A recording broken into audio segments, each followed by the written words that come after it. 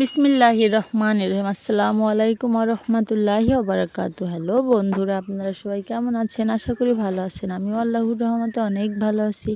আমি সুমাইয়া ইয়াসমিন আপনাদের সামনে নিয়ে আসলাম নতুন একটা ভিডিও। দেখুন, আমার ছেলে হঠাৎ করে পিঠা আর মাংস খেতে যাচ্ছে, তাই আমি সকাল সকাল ঘুম থেকে উঠে দেখুন ফ্রিজ থেকে প্রথমেই আমি মাংস আর চাউলের গুঁড়া কুটে রাখছিলাম, সেগুলোই বের করে নিচ্ছি। দেখুন, এখন আমার ফ্রিজটা এখন খালি, আমার ফ্রিজে সব কিছু ফুরাই গেছে, সব কিছু কিনে আবার ফ্রিজটা ভরতে হবে। দেখুন, ফ্রিজের সব জায়গায় খালি পড়ে আছে। এরপর দেখুন আমি সবগুলো বের করে ফেলছি, বের করে এই যে একটা বলের ভিতর রাখছি। আর এখানে দেখুন 2 টুকরা চাউলের গুঁড়া বের করছি আর 1 টুকরা মাংস বের করছি। এখন আমি এই মাংসটা পানি দিয়ে সুন্দরভাবে ভিজিয়ে নেব। চলুন রান্নাঘরে নিয়ে যাই। দেখুন, আমি এখানে মাংসটা ভিজিয়ে রেখে যাচ্ছি। এই যে দেখুন, ছেলের অর্ডার বলে কথা, না মানলে কি হয়। ছেলেটা আমার অনেক দিন যাবৎ অসুস্থ থাকার কারণে কিছু খেতে চায় না। তো এখন একটু সুস্থ হওয়ার পর মাঝে মাঝে একটা খাইতে চাই। তাই যখন যেটা চাই আমি তখন তাকে সেটা দেওয়ার চেষ্টা করি।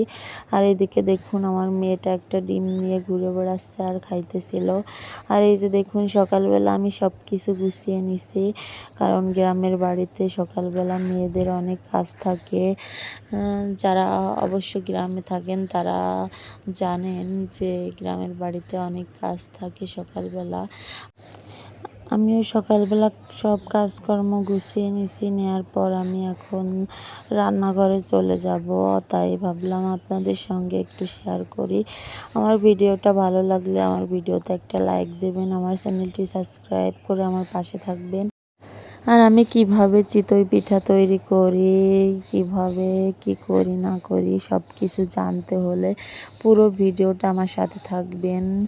দেখুন, আর আমার সম্পর্কে আপনারা যদি কিছু জানতে চান তাহলে অবশ্যই কমেন্টে জানাবেন, আমি তার রিপ্লাই দেওয়ার চেষ্টা করব।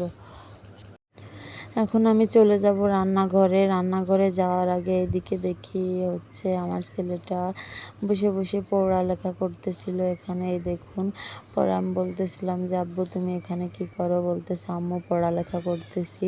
পরে বলতেছে আম্মু আমাকে একটু পড়িয়ে দাও। পরে আমার ছেলেটাকে আমি একটু পড়িয়ে দিচ্ছি।